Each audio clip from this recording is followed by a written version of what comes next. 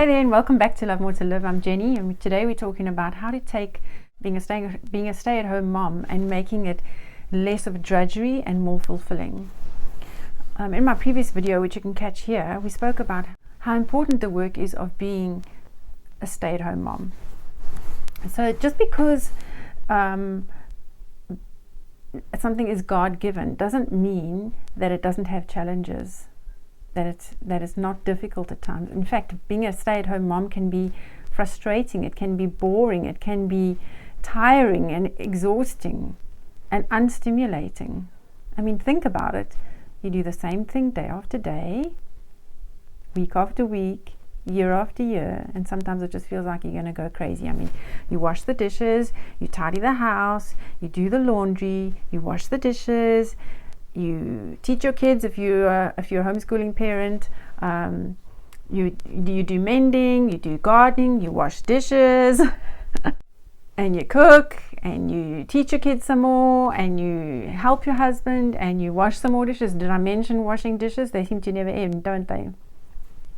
And really sometimes you feel like if you could just get away from here and just have a break and just do something different, it would really help. Let's look at how to take the work that you feel is your responsibility, your God-given responsibility, to take that and make it less drudgery and more fulfilling. And number one is choose to make it your career. And what I mean by that is embrace the work, immerse yourself in it, take hold of it wholeheartedly and willingly. Now that doesn't mean that every day you're going to get out of bed and you're going to feel like, hooray, today I'm a mom and it's the best work in the world. No, sometimes you're going to have to pep talk yourself and say, this is the best work in the world, this is important, this is valuable, this has eternal ramifications. There were many times I woke up in the morning and it was like, I don't want to mom today, I just don't want to be a mom, and I had to actually ask God, please just change my attitude, please just take my will and make me willing to be a mom today, because I don't want to be. So embrace that work, take hold of it, be willing to take hold of it. And I found that sometimes my worst days as a mom and in the home were the days where I was just not willing, because then I had a bad attitude and it trickled down to my kids and my husband too. So don't just drift along. Embrace the work that God has given you to do. And number two is change your view of it. Change how you see what you are doing. Do Bible study and see how important the work of being a mother is, of staying at home and looking after the home. Do what you can to change your view and how you perceive what you are doing. It's not worth nothing. It is worth so much that you are putting into your family and into your home, because it has eternal ramifications, and your attitude can either elevate what you're doing in your own mind, or it'll leave it in the gutter and leave you with a bad attitude. So change your thinking, adjust your thinking about what you're doing. Number three is apply your mind to what you're doing. So don't just drift along, study, learn how to be a better mom, learn how to be a better homemaker. We have Pinterest, we have Google, we have YouTube, we have books. We have so much available to help us to become better homemakers and moms. So apply your mind, do what you can, study, learn, and in doing that, it will create mental stimulation for you, which is one of the biggest struggles we have as stay-at-home moms. It's like we just begin to feel like we're dying mentally. And so when you apply your mind and study, it creates that stimulation that will make you want to do what you're doing.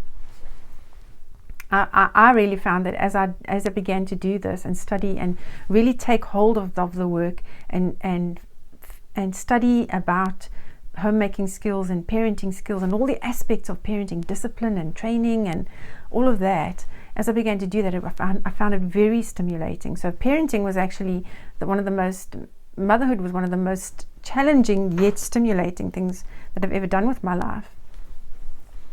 So it can be for you a very stimulating thing. And then number four is make time for yourself. You need to look after yourself so that you can be a better mom, so that you can be a better homemaker, so that you can be a better wife.